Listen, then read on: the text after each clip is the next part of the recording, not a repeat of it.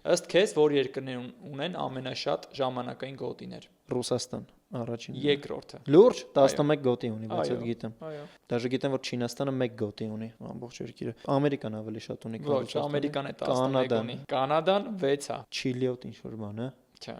Երկար երկիր պիտի լինի։ Առաջ տեղը ես զարմացած եմ։ Փոքրոտ, հա, անսպասելի փոքր երկիր։ Մեր շատ սիրելի երկրներից է Հայաստանի։